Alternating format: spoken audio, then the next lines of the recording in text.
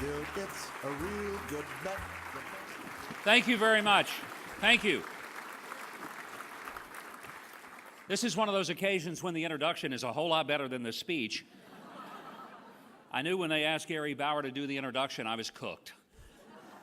I said, because the guy is one of the most articulate spokesmen we have of the conservative cause. I want to say what an honor it is to be here tonight, and I mean that with all my heart. I love the Susan B. Anthony list and all that they do to help get pro-life people elected to the House, to the Senate, and to statewide office. And since their inception in 1992, this organization has helped 97 members of Congress take pro-life seats in the House of Representatives. 13 United States senators take seats in the U.S. Senate. And 15 statewide office holders in races like governor and attorney general. And by the way, this year, 2014, those numbers are going to dramatically increase because of your efforts in this room and your generous contributions. I've even been a donor to SBA because I believe in what they're doing to the point that I want to give them money to help them do it, and I believe that they use it as wisely and as effectively as anybody in the country when it comes to races. In fact, if you look at their success record, it's beyond admirable. Because I know organizations that'll raise millions of dollars and nothing to show for it. In 2010, SBA targeted 15 seats in Congress, won 10 of them.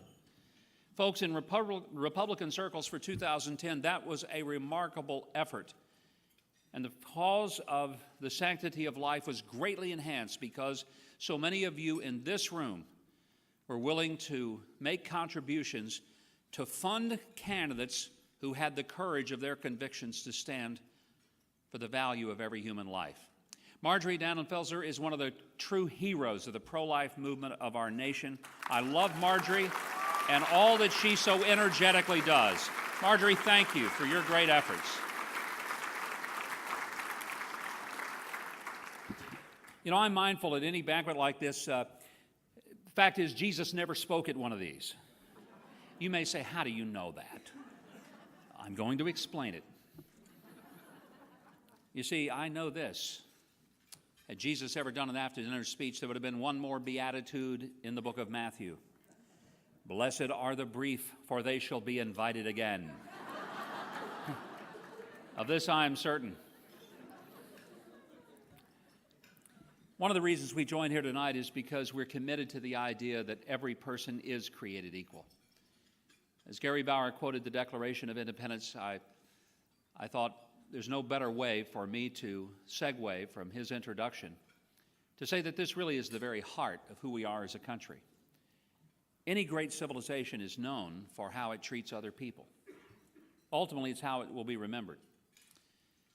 And I can't think of any more appropriate way for America to be remembered than that America would be remembered as a nation that treated everyone with dignity and believed that every single human being had intrinsic worth and value, and that there was no such thing as a person who was disposable, that no such person was expendable, that we never came to the place as a culture and a society where we thought that some people were better than others and some people were not as good as others.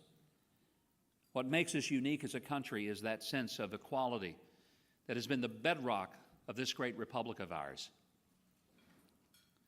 Since 1973, we have wandered from that course to an embarrassing figure of some 55 million unborn children who've never taken their first breath, not because they were sick, not because there was something that interrupted their birth process. It was because someone interrupted their birth process. And I always like to remind people that there are two victims in every abortion. One of them is the unborn child, for whom our tears should be shed.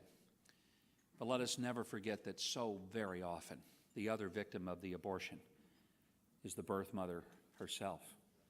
Often pressured, talked into a decision that years later she will regret and will live with the guilt and the weight and the shame of that, sometimes turning with anger and hostility, trying to defend a decision that in her own heart she knows she can't. And if you wonder, how could I know that?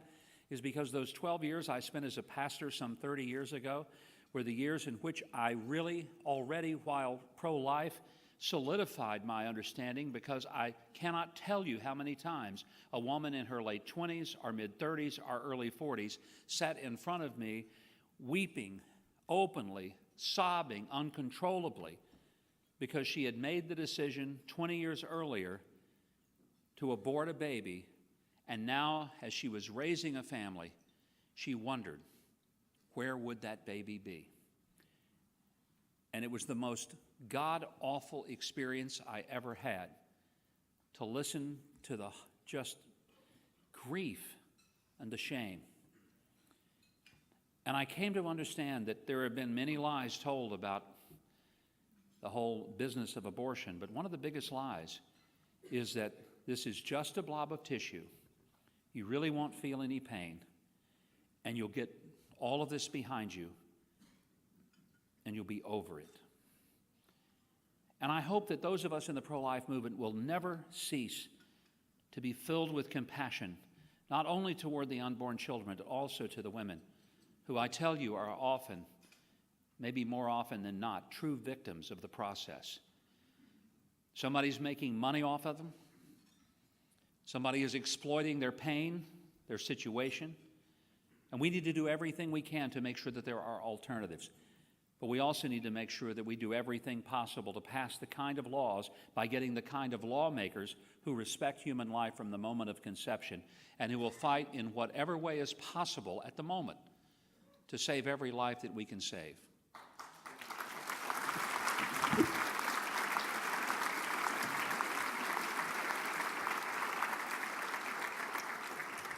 The notion of equality is at the heart of who we are as a country, to the point that if it were not so, most of us would not be here tonight.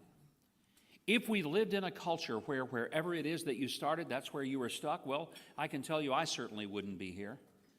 I've often said, and this is so very true, I grew up with a whole lot more in common with folks working in the kitchen than I ever did people sitting at the head table. I had to learn how to sit at the head table. I didn't know. I did not grow up around people of influence. I did not grow up where people wanted my father to endorse their candidacy. They didn't care. He was just some working stiff, and nobody really cared at all.